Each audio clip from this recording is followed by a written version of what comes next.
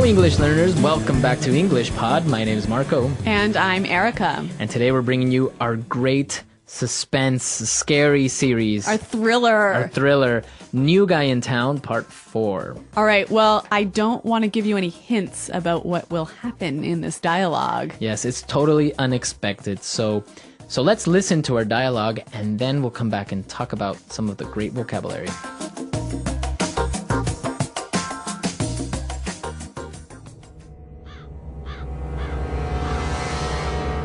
All right, drag her over here and help me tie her up. I can't believe she fell for it. She is a lot more gullible than I thought. Well, you gotta admit, my acting was brilliant. Whatever. I was the one that convinced her to come. Look, she's waking up. What's going on, Ellen? What are you doing? The cat's out of the bag, you witch! You can stop pretending now. Yeah, Lois, we know who you are. Now, we want some answers. Why are you here?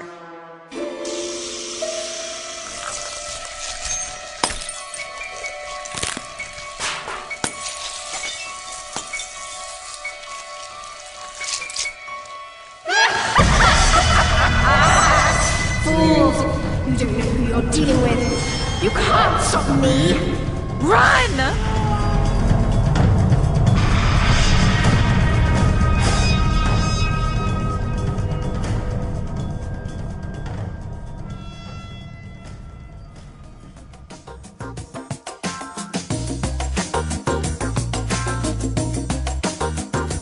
Well, I certainly didn't see that one coming. I know everyone thought that Armand was a vampire. I know. And now it turns out that they were acting. Yeah, crazy. Crazy, huh? Strange things happen here on English Pod. All right, so why don't we take a look at some of the language that we saw in Language Takeaway. Language takeaway. Well, we have 3 words for you here that we heard in the dialogue. And the first one, Armand tells Ellen to drag her over here. Right, drag. Drag. So when you drag something or somebody, You pull them across the floor or pull them across the ground. pull them, but you don't actually pick them up, right? No. Right? Yeah. Their body is still touching the ground. Okay, so just imagine if you have a really heavy suitcase, it doesn't have any wheels, you gotta drag it across the floor. Yeah. Right? I've been there. Yeah, it's happened to me too. Yeah. So drag. All right. And then he says, tie her up. Tie her up. Tie somebody up. So to tie somebody up. To use rope and put it around a person so that they cannot move. Right. So you take rope, you tie a person up. And it's always used like this, right? Tie somebody up. Yes. Tie exactly. him up. Tie that up. Tie that up. Yeah. Okay. And our last word. I like this one. Fools. Fools. Fools. So, or singular would be fool. Yeah. Fool. So what's a fool? Well, a fool is a stupid person. Right, a person that doesn't know Yes. something, Yeah. or an ignorant person. All right. Well, Lois thinks that Armand and Ellen are fools here. Exactly. Apparently she got really angry and managed to escape Yes. from the chair or whatever where she was tied up, right? Well, the dialogue was a little bit fast. There was a lot of sound effects as well. Yep. So let's listen to this dialogue again. We're going to slow it down a little bit, and I'm sure it's going to be a little bit easier to understand.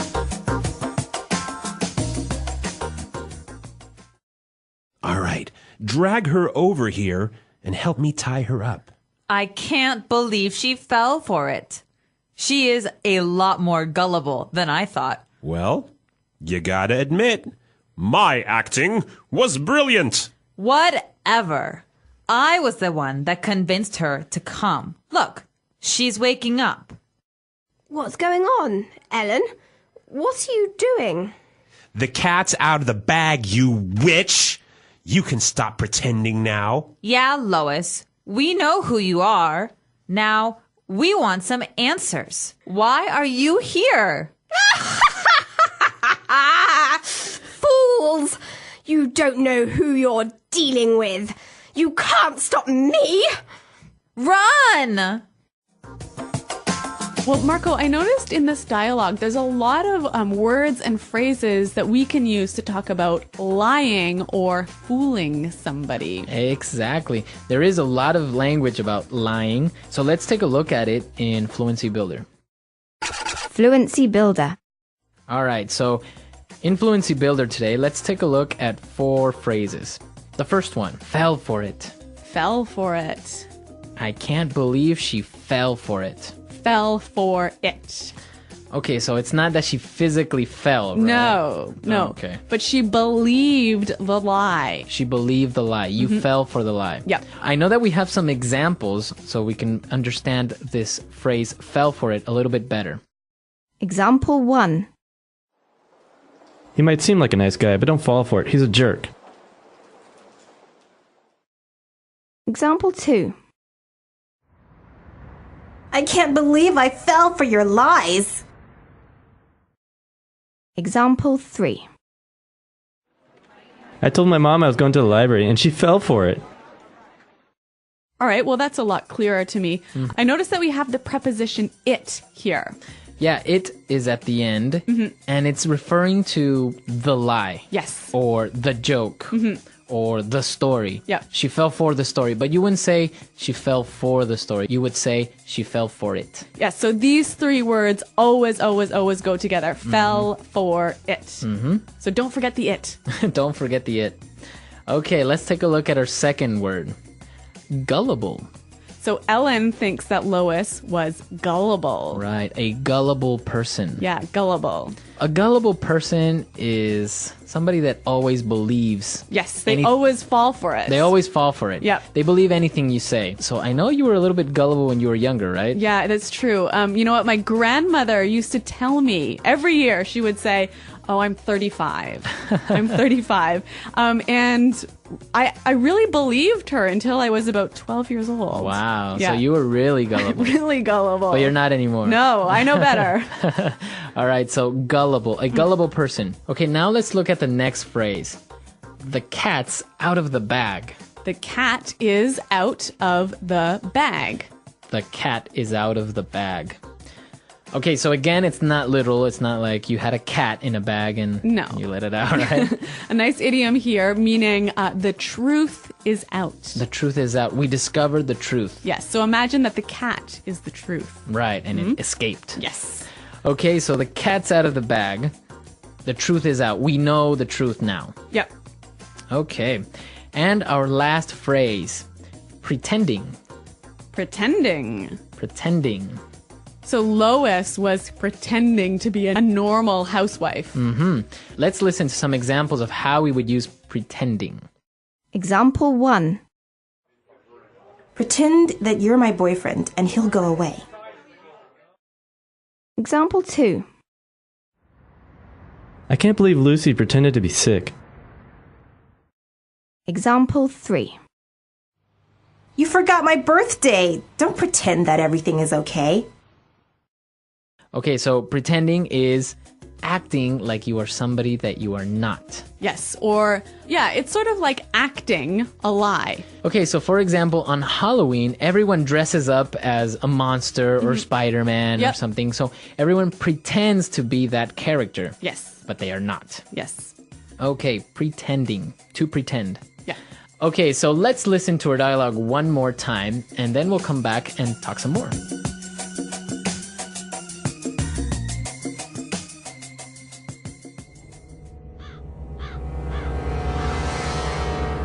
All right, drag her over here and help me tie her up. I can't believe she fell for it. She is a lot more gullible than I thought. Well, you gotta admit, my acting was brilliant. Whatever. I was the one that convinced her to come. Look, she's waking up. What's going on, Ellen? What are you doing? The cat's out of the bag, you witch! You can stop pretending now. Yeah, Lois. We know who you are. Now, we want some answers. Why are you here?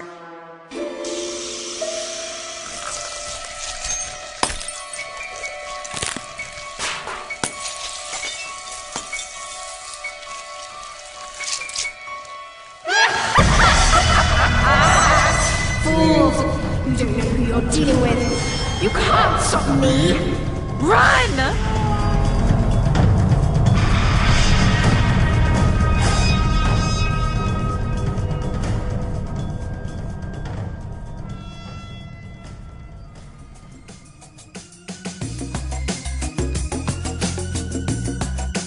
Okay, so what do you think will happen in part 5? I have no idea.